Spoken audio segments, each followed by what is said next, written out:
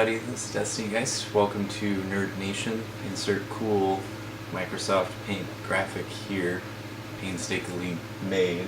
I don't know what's on my screen right now. This is my third recording of unboxing this box, so it's actually, it's not as nice. I'll put like a fancy one right here, but stuff has already been taken out so it doesn't look as pretty. This is the Shallow Grave starter deck from the new Eldritch newish, from the Innistrad block. It's a zombie, mill yourself, get power kind of deck. I'm kind of liking it. I'll show you through what came in the box. Obviously cards. It's got a quick reference guide for you newbies. You know, the turn order and stuff. Some days I'm a newbie too. I can never remember which one's untap or upkeep in which order. Anyway, you've got a pretty spiffy flavor text, pretty picture. You could use it as a play mat. Liliana vest, my Magic the Gathering waifu. I should draw a cute little picture, we'll see if we do. And then of course cards. You got your starter deck. It also comes with 2 booster packs, of which I've already opened, and I don't think that my backup has cool stuff of me opening it. It may. Yeah, actually, you know what? I think it does. Out of the 2 booster packs, I did not score amazingly. The only good thing I got for this deck is this land right here. Something sanitarium. What was it? Geier Reach Sanitarium. Very cool. Legendary land. So I would say that's a pretty good draw. I would also like Planeswalker, but that card synergizes very well. So I've already gone through the trouble of getting rid of the plastic wrap. We already know that plastic defeats me, so I've taken the main deck out of its wrap, and let's start looking at the cards. First up, we've got the noosegraf mob. Noosegraf mob enters the battlefield with 5 +1/+1 tokens. Whenever a player casts a spell, remove a +1/+1 token from noosegraf mob. If you do, put a 2/2 black zombie creature token onto the battlefield. So I think this card is meant to be like your best card that it's going to give you. Any player would include you, so that's pretty rad. Good way to get zombies out really quick. The cost isn't that bad. Cost 6. Let's move on. We've got a cryptbreaker. 1 mana, you can tap it for 2, discard a card, put a 2/2 black zombie creature token onto the battlefield. Tap 3, untap zombies you control, you draw a card, and you lose a life. Oh, that's really handy. I like where this is going. Wailing ghoul. When wailing ghoul enters the battlefield, put the top 2 cards of your library into the graveyard. Oh yeah, and this is a black-blue zombie deck. Seagraph Scab. It's just a 1/3 for 2. We've got a spirit. Why do we have a spirit? Anyway, Tattered Hunter, 2 mana, flying. Can only block creatures with flying. Just get things out soon, I guess. A zombie bird, Crow of Dark Tidings, costs 3 mana.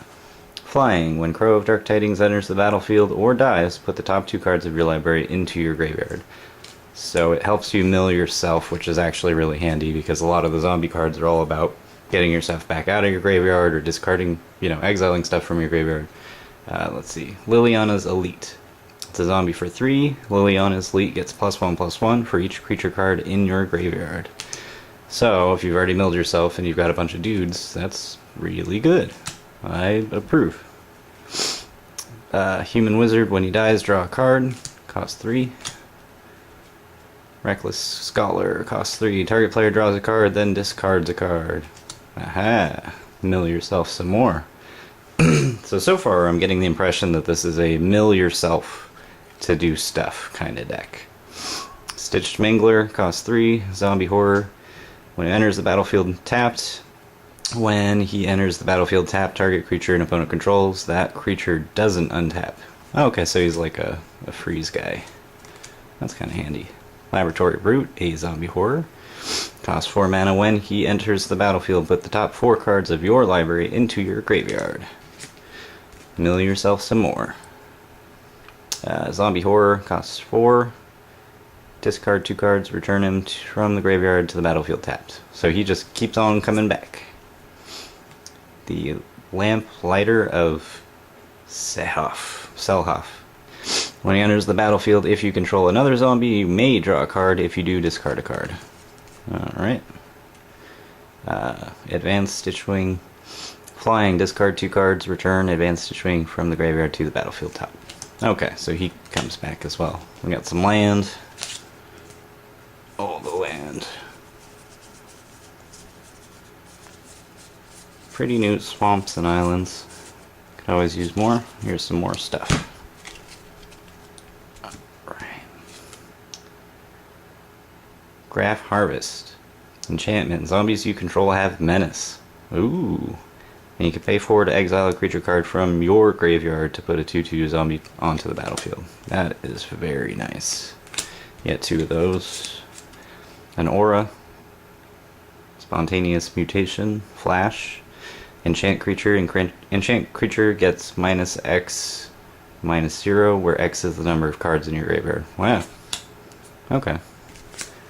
It's a debuff. Cemetery Recruitment. I love this artwork. That's really nice. Cost 2, sorcery, return target creature from your graveyard to your hand. If it's a zombie, draw a card. Okay, I'm in love with this card. And they gave us 3 of it. That's awesome. Compelling Difference. Instant, return target non-land permanent to its owner's hand, then that player discards a card if you control a zombie. Okay, so it's like an unsummon with a discard. Ghostly Wings. Enchant Aura. Enchant creature gets +1/+1 and has flying. Discard a card, return enchant aura to its hand. Boon of Emmerkill. Enchant creature gets +3 -3. Murder. At least it's honest. I like the artwork. Destroy target creature. Succumb to Temptation. Cost 3, you draw 2 cards and you lose 2 life. So it's just like Signed in Blood, just a little bit more expensive, because I think that was 2 mana. Throttle. Target creature gets -4, -4. Costs 5 though. I don't know if that's worth. And Liliana's Indignation. Sorry, my thumb.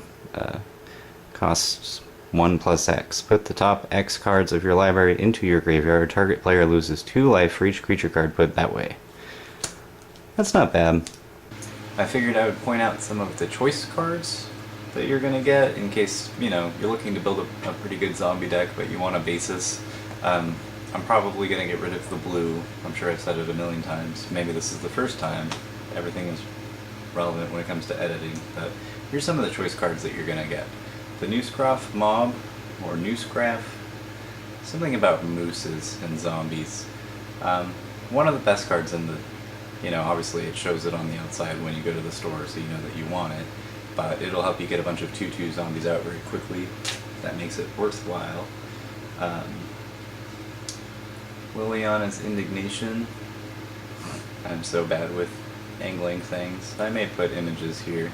Anyway, this is a good get back at people card. Pretty sturdy. Put the top X cards of your library into your graveyard. Target player loses 2 life for each creature. It sounds like it's going to do a bunch. It probably won't do that much. Unless, you know, your deck has like 40 creatures in it.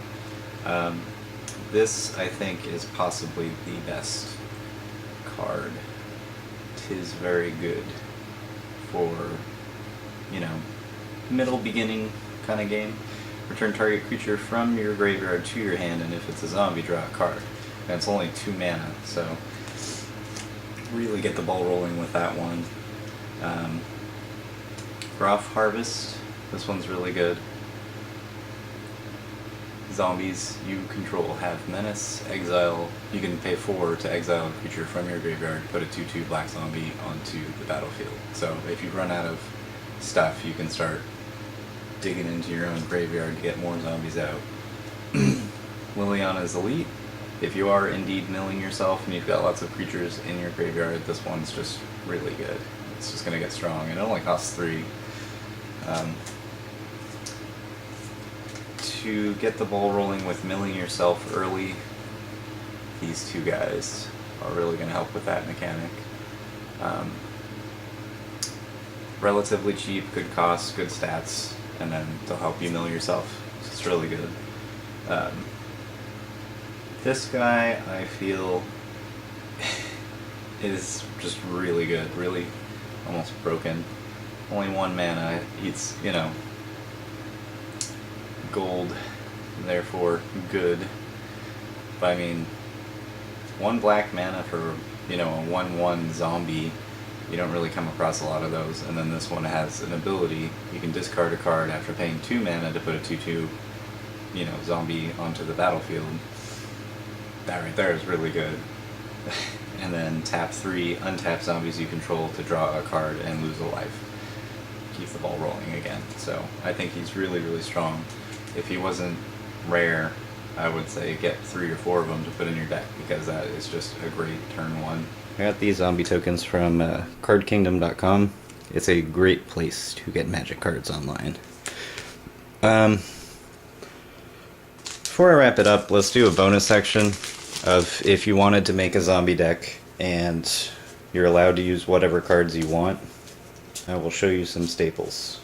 I do have a planeswalker in my already made zombie deck. It's one of the lilianas. Her big power is she's going to separate their permanents into 2 piles and they get rid of one of them. That's kind of nice. Okay, zombie staples. Gravedigger. When you play him, you get to take something from your a creature from your graveyard and put it into your hand. So that's part of this mechanic that we're shooting for, as far as typical zombie decks go. Disentomb will serve a similar purpose. Here's the big guy. Gempalm polluter. They're not too expensive online, but basically you never actually play him. You cycle him from your hand for 2 mana, and you'll deal 1 damage for every zombie that you own, or, you know, that's on the battlefield. So you pay 2 mana, you do, let's say you had 4 zombies, you do 4 damage. You pay 1 mana for Disentomb, you get them back into your hand. You pay 2 mana, you do 4 damage, etc. ad nauseum. This enchantment, if you've got something to get cards back, is really good. You can discard 2 cards to put a 2/2 zombie token onto the battlefield. Very useful. This one's very important. Endless Ranks of the Dead. It's basically gonna double your zombies, like, every turn. That's where things get ridiculous and your gempalm polluter can just start really massacring people. As far as attacking people, the Cemetery Reaper is really good. He'll give all your zombies +1/+1. He can exile target creature from a graveyard to put a 2/2 zombie onto the battlefield. So he keeps it rolling. So does a cellar door, if I find that. As far as lands go, Unholy Grotto. You can tap it for 1 colorless mana, or you can pay 1 black mana to put target zombie from your graveyard on top of your library. So if you needed a way to get your gempalm polluter back, that's yet another one. And that's like a permanent one. So cellar door, you can start milling them, and if it's a creature, then you get a zombie. Not bad. Army of the Damned. Once you're on turn 8, or you just did a really good job getting mana, you can put 13 zombies onto the field. So if you had Endless Rank of the Dead, then the next turn, let's just say you'd have a lot. Zombie decks like this take a while to get going, so I highly recommend putting 1 or 2 Call of the Grave into your deck. It'll make it so that each player has to sacrifice a non-zombie creature.